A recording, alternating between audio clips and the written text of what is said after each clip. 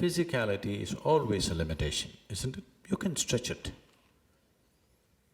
But there is a limitation for physical body. Physical means limit, isn't it?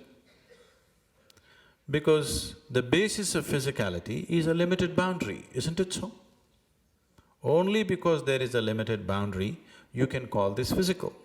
If you take away a defined boundary that a physical form has, there is no such thing as physicality. That which is boundless is not physical, isn't it? So is there a boundary? Definitely there is. Nature has set up substantial limitations upon you, but what I am talking about is you are inventing new limitations. This is not necessary. As it is, nature has set up enough limitations upon you. You don't have to invent new limitations and make yourself much smaller than what you are. A human being is… Generally there's so much talk about God and heaven and nonsense, mainly because human beings have not realized the immensity of what it means to be human. That is the main problem. If you are experiencing the immensity of what it means to be human, you wouldn't be talking so much about other things. This is a grand thing by itself. He makes a fish into a human being over the afternoon. Is it not a grand thing? But he is doing it unconsciously. If he can consciously convert a fish into a human being, it is a phenomena, isn't it? Isn't it so? It is an impossible phenomena which all of you are performing, but unconsciously. So how much of you has entered into your consciousness? That's a question. If you look at it, actually not even 1% of who you are has entered into your consciousness right now. If a few more percentage points enter, suddenly everything that you do looks like superhuman. Now, people around me every day witness things which they can't believe. So people keep on saying, Sadhguru, are you superhuman? Are you a human being? I keep reminding them, this is not about being superhuman. This is about realizing being human is super.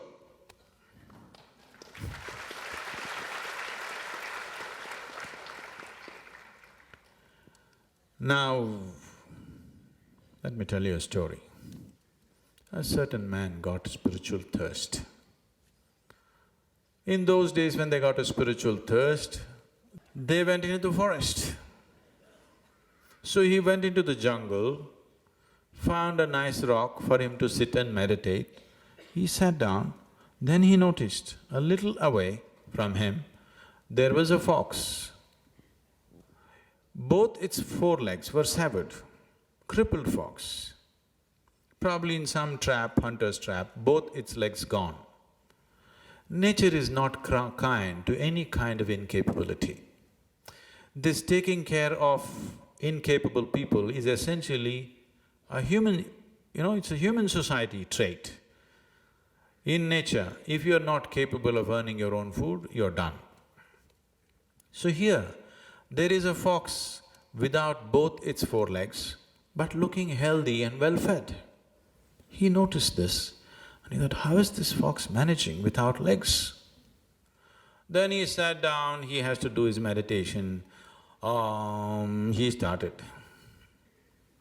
Went on for some time. As the evening came, he heard the growl of a lion. The moment he heard, went away and he ran up a tree and sat down. He forgot about the meditation. Then the lion came with a piece of meat in its mouth, came and dropped it in front of the crippled fox. And the fox ate this meat and the lion went away. This man thought, oh, this is a divine message. God is trying to say something to me. A crippled fox being fed by a ferocious lion. This is a miracle of miracles. God is sending a message to me. What's the message? What's the message? What's the message? He completely forgot about his meditation and started thinking, what is the message? Then he arrived at his own message. He said, oh, God is trying to tell me, In this miraculous forest, even a crippled fox is being fed by a ferocious lion. When this is so, you fool, you on the spiritual path, what are you thinking about food? Just sit there, it will anyway come to you. So he sat down, one day, second day, third day, sixth, seventh day, he's groaning for life, not able to move, totally weakened. He was groaning. Death thoughts. A yogi was passing this way. He heard these noises, he came up to him and asked, "What happened to you? Why are you like this?" He said, "Oh, great yogi, please tell me, I got a divine message. I went by it and I became like this." Yogi asked, "What happened?" He said, "Here, look at that fox. Look at him, he is well fed. Every day, this lion comes with a piece of meat and it feeds him. Don't you think this is a divine message? Please tell me, is this a divine message?" The yogi said, "For sure, this is a divine message. But why did you choose to imitate a crippled fox rather than a generous lion?"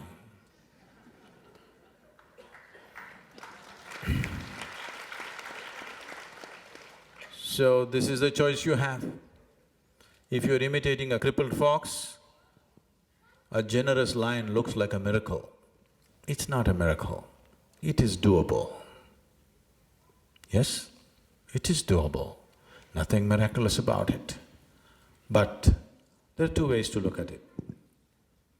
One way is, everything is a miracle.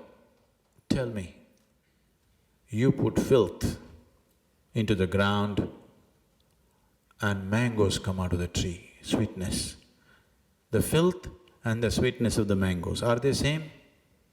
They are same, isn't it so? Aren't they same?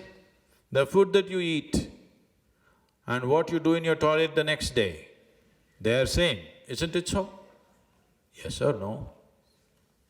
If you put that same filth into the field tomorrow, once again it becomes your food, isn't it so? It is the same. But can you treat both of them the same way? No, you need discretion as to how to treat it, but they are same, isn't it? Making filth into mangoes, is this not a miracle? Making fish into a human being, is this not a miracle? Yes or no? Everything is a miracle. That's one way of looking at life. Another way of looking at life is, nothing is a miracle. Everything is happening between cause and effect.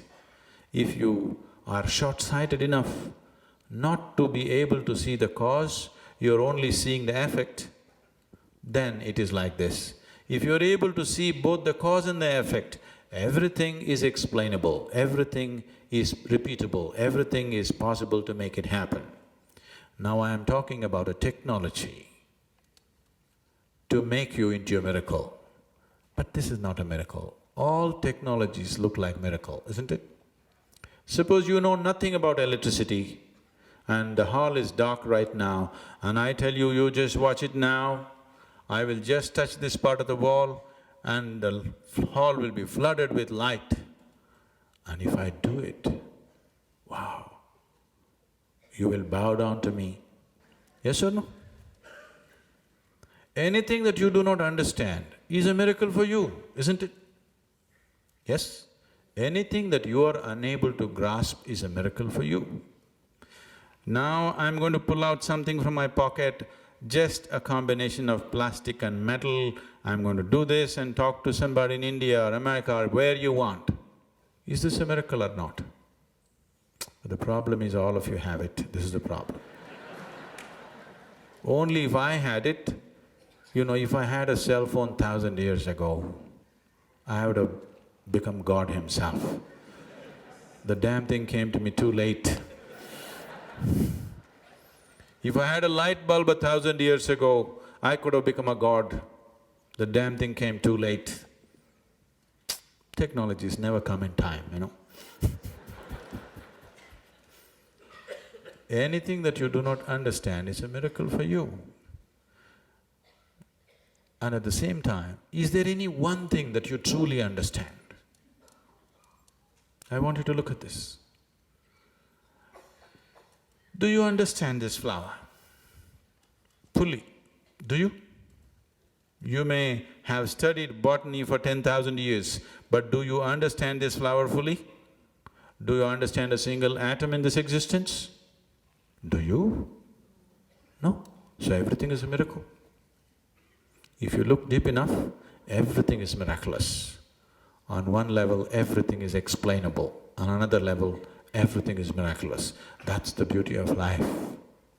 If you have the necessary reason and the necessary sense of wonder and inquiry in you, you can know it all and still wonder about it, because you can study this flower for the rest of your life and still wonder about it. That's the beauty of existence, isn't it?